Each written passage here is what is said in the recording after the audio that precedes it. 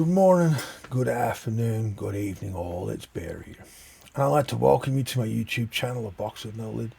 A channel I'm creating not just to bring the awareness around the lived reality trauma and complex trauma creates and removal trauma, but I want to bring what I've learned over my own personal experiences as well as my many, many years as a practitioner and as an advocate in these areas.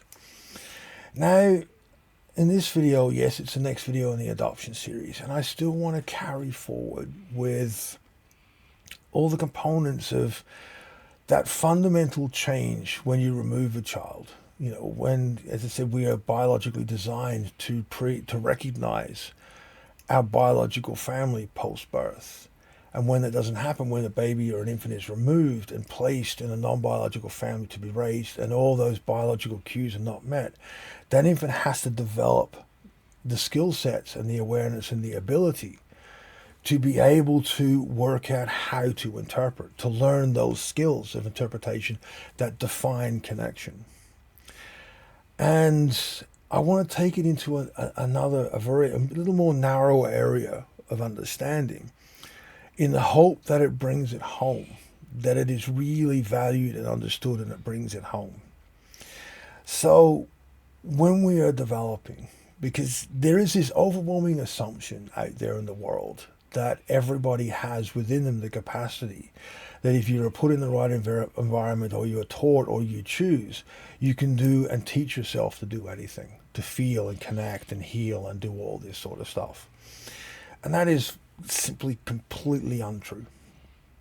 When the growing understanding we have through epigenetics, and the growing understanding, well, we have quite a great deal of understanding, but the frontline and most areas do not want to accept the truth of it, that just how much crosses the placenta and how much what a woman is going through during conception and post, and like during pregnancy, how much that shapes what that child is going to be and feel, and just how much input comes into play before the child even takes its first breath.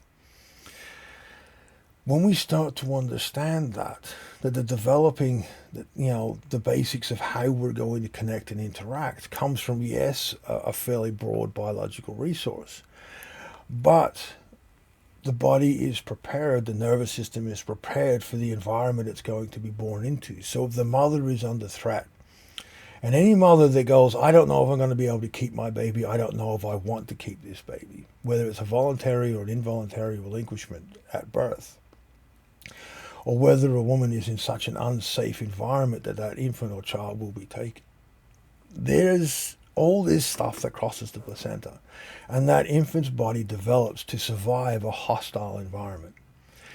So this assumption that all this stuff is automatically there, that just a few words in a talking-based therapy can bring forward the ability to connect, to heal attachment trauma, is completely untrue, because it wasn't there when the infant was developing in the womb. The infant was developing and being prepared to be born into a hostile environment. And what that creates is there'll be in a prosperous environment, you connect to multiple things. If you're in a hostile environment, you'll connect to one or two. So those connections have a lot more feeding into it. The need for those connections have a lot more feeding into it. And through this, neurologically, it makes our ability to connect far more critical, and when we do, far more intense. A lot more is put into it. So if you put this environment and this ecology into the developmental situation of having to assess, to create yet another layer of reinforcement, of having to develop the skill sets to assess, okay, am I part of, and how am I part of, and what do I have to be part of? How do I recognize when they're happy? How do they recognize when I've done good? How do I recognize when I'm approved? How do I recognize where I'm valued? And all these things have to be learned. Again, you're forcing the cognitive parts of the brain on prematurely in an area where an infant in preverbal is supposed to learn and develop the nervous system to connect. So you have these added layers of disruption, and things don't develop, or they develop in other areas or other ways stronger. And that's the point I really want understood. So when you have preverbal trauma, an infant's connection to those that have an ability to provide safe is far more intent and far stronger, and you become their world.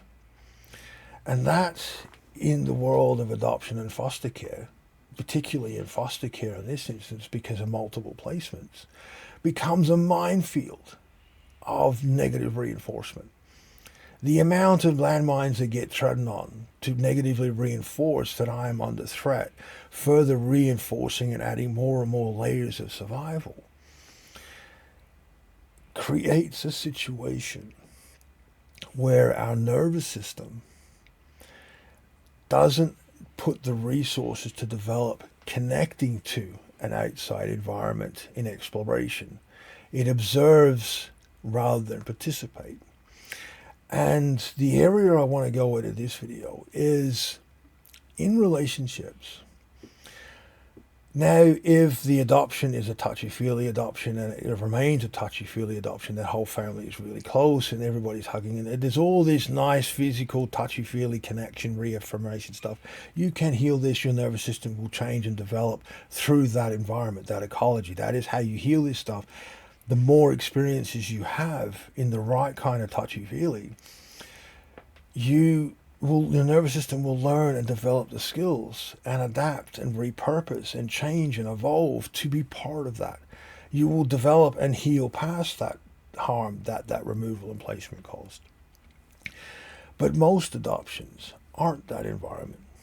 Most adoptions become, after the novelty is worn off, a minefield of complexity and of isolation for many adoptees.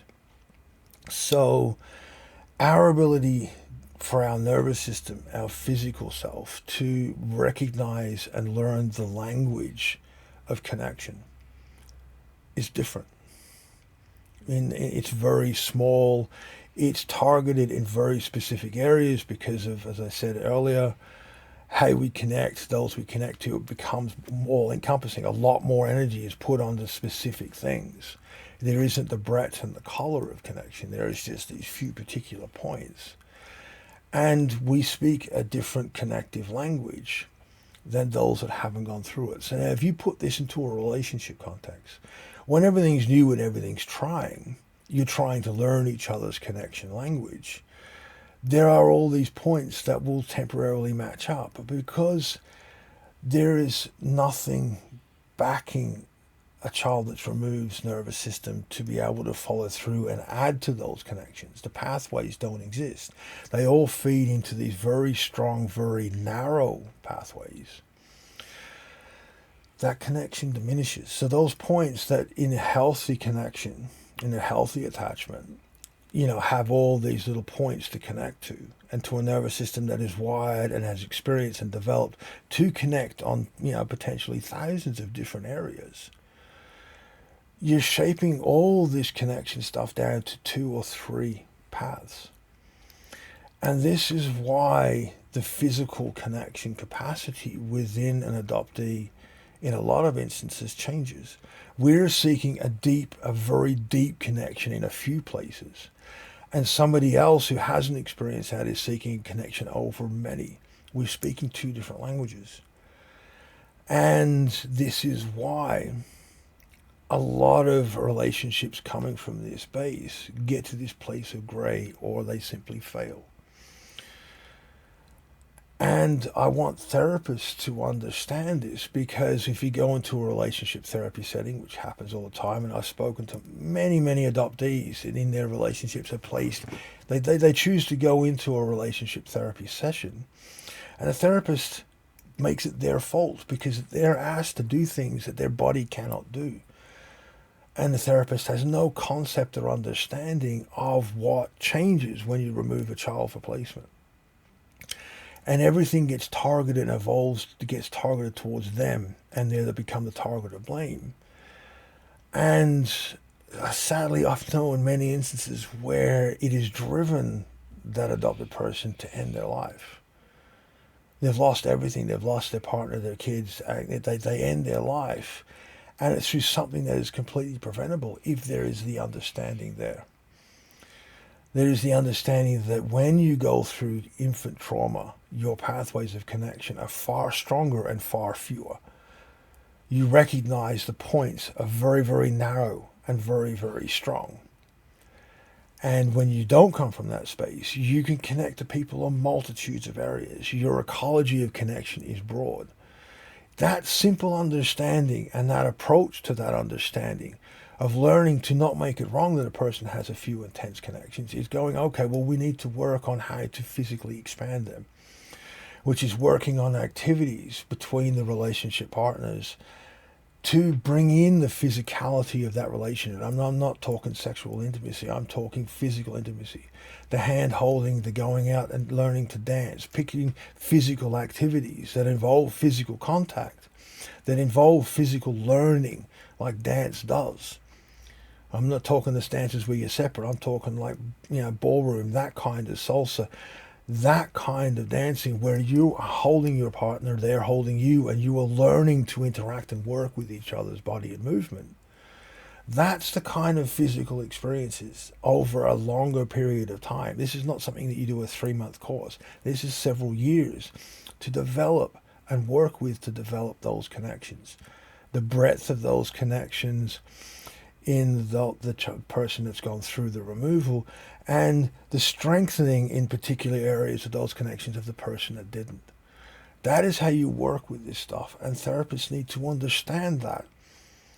Because as I said, I've known many adoptees that have gone into and foster care. If not as many foster cares, I don't engage with as many foster care people because there sadly is a separation, even though there's major similarities in consequence.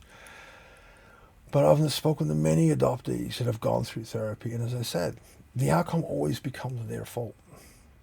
So I really hope this is understood so that it can be worked with. And if people that are in relationships with somebody that's been removed understand that we don't do this stuff deliberate. It's autonomic, we don't have control over it, and to work with it is to have as many physical experiences where you're physically touching each other and doing something. An activity, a productive activity together. To where your hand hold, to where you do all these things constantly. When you walk past, put your hand on the shoulder. There's all these little moments that can be created. Day in, day out, night out. To be able to develop and alter and teach a traumatized nervous system the pathways of safe and healed connection. It's really that simple. But it does take time, it does take trust, and it does take communication, and it does take patience. I really hope you understand what I'm trying and the context I'm saying this stuff from.